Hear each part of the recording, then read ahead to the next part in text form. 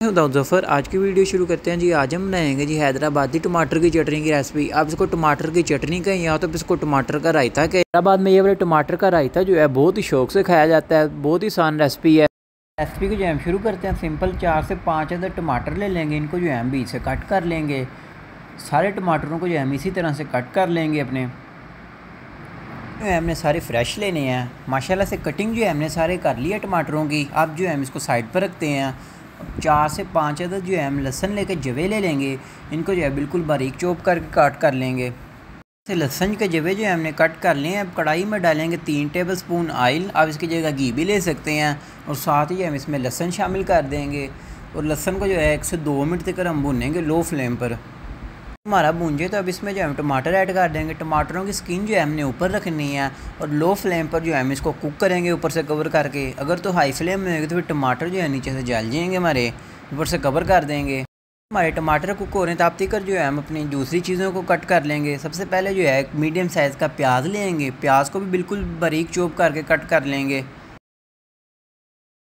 प्याज की कटिंग है उसी तरह से जो हम अपनी खीरे की कटिंग कर लेंगे। खीरा भी इसे कहते हैं कि मीडियम साइज़ के हम खीरा लेंगे। इसको भी अच्छी तरह से कट कर लेंगे। आसान रेसिपी। आप इसको एक बार घर में ज़रूर बनाएं। अगर तो आपके घर में सालन वगैरह नहीं है तो आप इसको सालन की जगह भी खा सकते हैं। इसको चावलों के साथ भी खा सकते हैं।